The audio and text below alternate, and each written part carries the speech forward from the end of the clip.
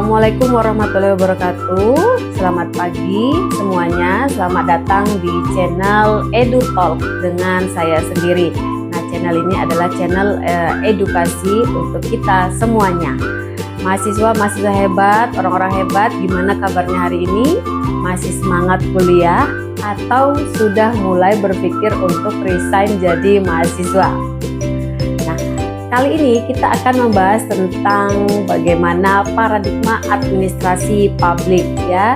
Jadi dalam mata kuliah pengantar ilmu administrasi publik ada subbab yang namanya paradigma administrasi publik. Nah, mari kita bahas dengan cara yang santai.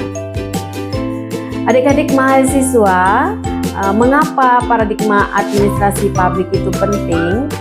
Sekarang coba kita bayangkan kalau kita menjadi pegawai negeri zaman dulu, saat pemerintahan masih memakai mesin ketik dan arsip semua pakai map warna-warni. Gimana rasanya? Ribet? Nah, itulah mengapa administrasi publik mengalami evolusi dari waktu ke waktu. Jadi kita akan membahas 3 paradigma utama dalam administrasi publik.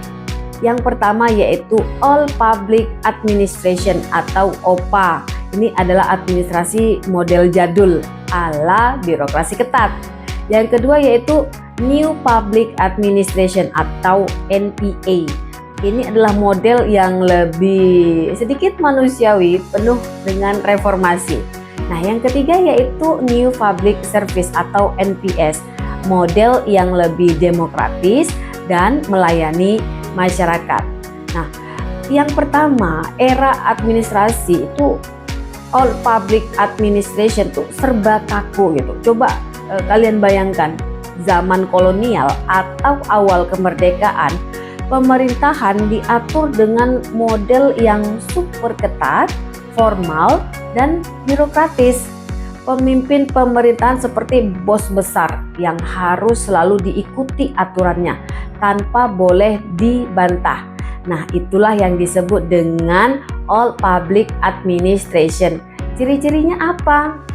Nah, ciri-ciri OPA atau All Public Administration yang pertama yaitu birokrasi yang hierarkis, dari atasan ke bawahan seperti rantai makanan di laut.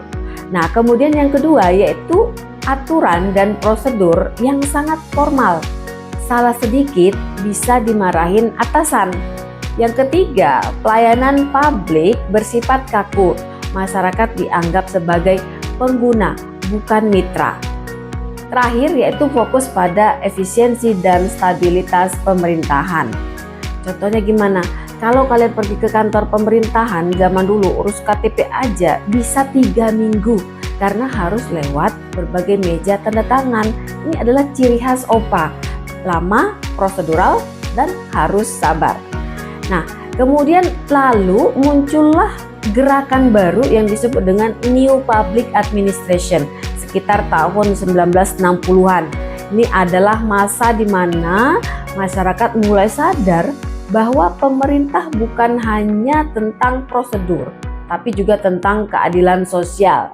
Ciri-cirinya yang pertama yaitu administrasi mulai lebih responsif terhadap masyarakat. Yang kedua yaitu fokus pada keadilan sosial dan kesetaraan, bukan hanya cuma efisiensi. Yang ketiga, pemerintah dituntut untuk lebih transparan dan melayani dengan cepat. Kemudian, kebijakan lebih partisipatif, masyarakat bisa memberi masukan. Coba lihat reformasi birokrasi yang terjadi di Indonesia dulu. Layanan publik susah diakses ya dulu. Nah, sekarang ada sistem online untuk mempermudah warga. Ini adalah contoh daripada NPA yang lebih inklusif dan berorientasi pada kebutuhan masyarakat. Nah, kalau kalian mengurus SIM atau paspor sekarang sudah lebih cepat dibanding dulu, itu artinya semangat NPA sudah mulai diterapkan. Nah, sekarang kita masuk ke paradigma yang lebih modern, yaitu paradigma yang ketiga, New Public Service atau NPS. ini adalah pendekatan baru yang menekankan bahwa pemerintah itu ada untuk melayani masyarakat, bukan sekedar mengatur. Ya, ciri-cirinya apa? Yang pertama, pelayanan publik lebih berorientasi pada kepentingan warga. Yang kedua, masyarakat bukan sekedar pelanggan, tetapi mitra dalam pembangunan. Kemudian, pemerintah lebih kolaboratif dengan berbagai pihak, swasta, LSM, akademis, dan lain-lain.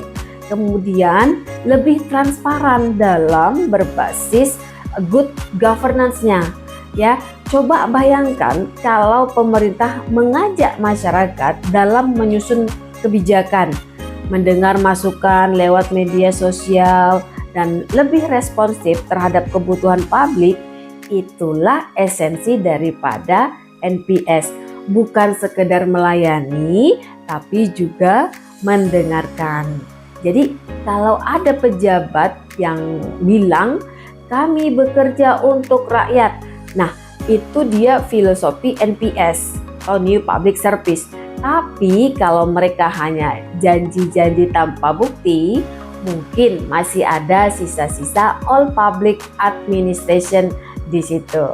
Oke, jadi kita sudah membahas 3 paradigma utama dalam administrasi publik. OPA, All Public Administration, pemerintahan yang birokratis, kaku, dan prosedural. Kemudian NPA, pemerintahan yang lebih responsif terhadap masyarakat.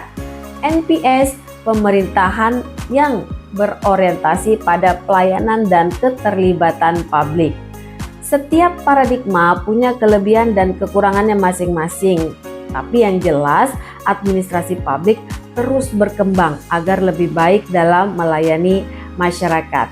Ada pertanyaan? Silahkan ketik di kolom komentar. Terima kasih atas perhatiannya. Sampai jumpa di ruang edukasi berikutnya. Assalamualaikum.